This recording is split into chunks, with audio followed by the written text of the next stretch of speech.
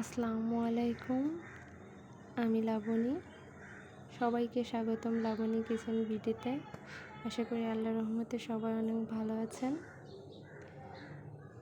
আজ আমি আপনাদের সাথে একটা নতুন রেসিপি শেয়ার করব। ভাপা পুলি পিঠা কীভাবে সঠিক ও সুন্দরভাবে তৈরি করা যায় সেটাই আজ শেয়ার করব। চলুন তাহলে। প্রথমে ভাপা পুলির জন্য আমি চালের গুঁড়ি এবং তার সাথে অল্প একটু ময়দা নিয়েছি। এখানে যে কাপে আমি চালের গুঁড়িটা নিয়েছি ঠিক একই কাপে সমপরিমাণ পানি নিয়েছি।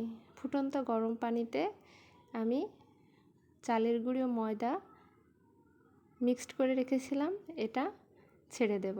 এরপর আমি ভালো করে নেড়ে চেড়ে অল্প আছে জাস্ট কয়েক মিনিটের জন্য ঢাকা দিয়ে রেস্টে রেখে দেব।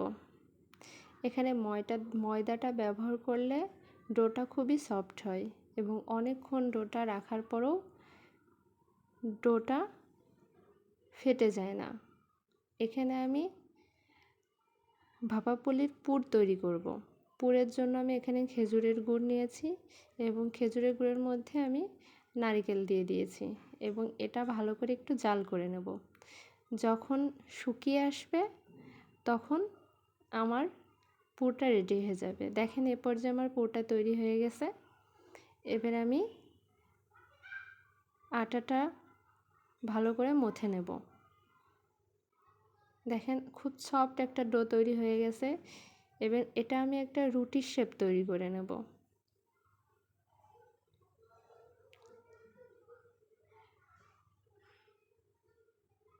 তারপর আমি একটা গ্লাসের সাহায্যে গোল করে কেটে নিয়েছি।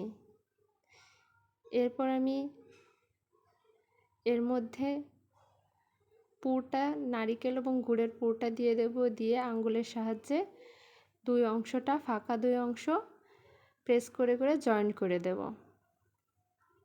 এবং বিভিন্ন ডিজাইনেরও তৈরি করতে পারেন। দেখেন আমি এই পিঠাটা একটু ডিজাইন তৈরি করেছি। এভাবেই আমি সবগুলো পিঠা তৈরি করে নিয়েছি।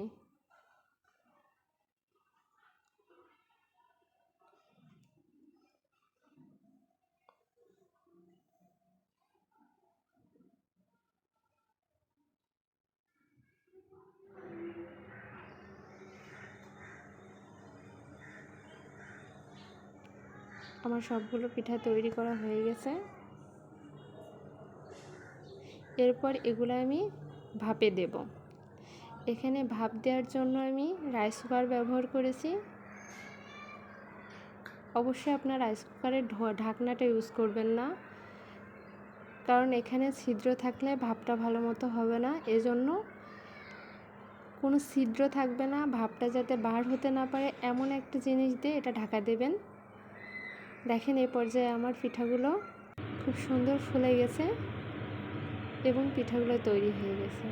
অবশ্যই সবাই কমেন্ট করে জানাবেন আমার পিঠাগুলো আপনাদের কেমন লেগেছে।